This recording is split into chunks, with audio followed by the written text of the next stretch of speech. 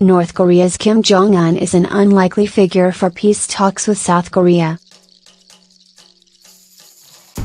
Leaders of the two Koreas, still technically at war despite lack of actual conflict over the past 6 decades, came together for peaceful meetings in 2000 and 2007 under the South Korean government's Sunshine Policy.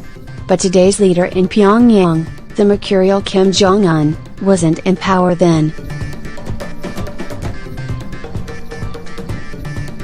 He's a reason foreign media like to call North Korea a hermit kingdom. His policy toward South Korea, Japan and the United States, which he sees as a trio of enemies, involves little dialogue. Kim prefers to develop nuclear weapons and test long-range missiles. An offer from South Korean President Moon Jae-in this month to beam down another blast of sunshine would ultimately pressure Kim to back down on military development. No wonder he hasn't accepted the offer. Here's what the 34-year-old North Korean leader is probably thinking. A Kim-Moon meeting would change how the world sees him. The head of the totalitarian state might show a softer side, as you're supposed to act nice at diplomatic encounters even if you don't like the other party. He does not want to be seen as soft, given his youth and inexperience before taking over from his father Kim Jong-il after he died in 2011.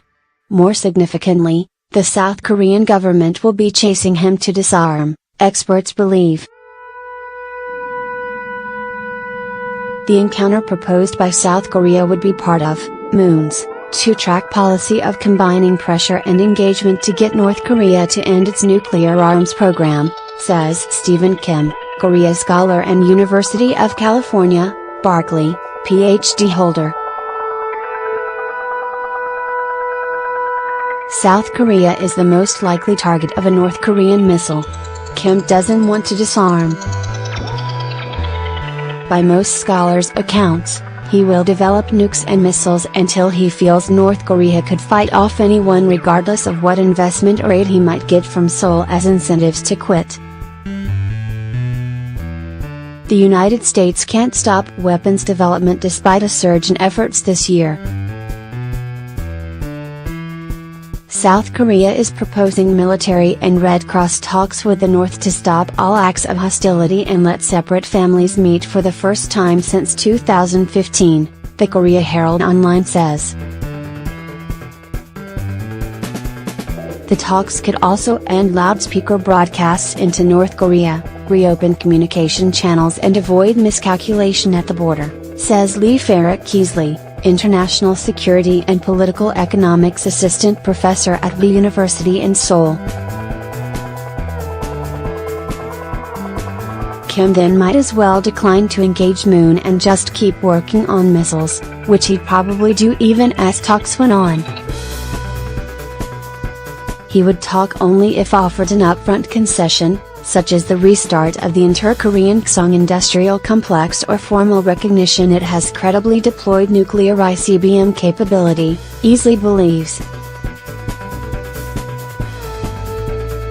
A rejection from the North would save South Korea the pains of giving up its earlier sunshine policies as it did in 2010 after the Unification Ministry in Seoul found it hadn't changed the North after a decade of cross-border exchanges and billions of dollars in aid. After former North Korean leader Kim Jong-il, the current head of state's father, met with South Korean ex-president Kim Dae-jung in 2000, the South's leader at the time got a Nobel Peace Prize for the move. But North Korea proved tough to work with under the earlier sunshine policies, while other countries didn't throw coordinated support behind the South.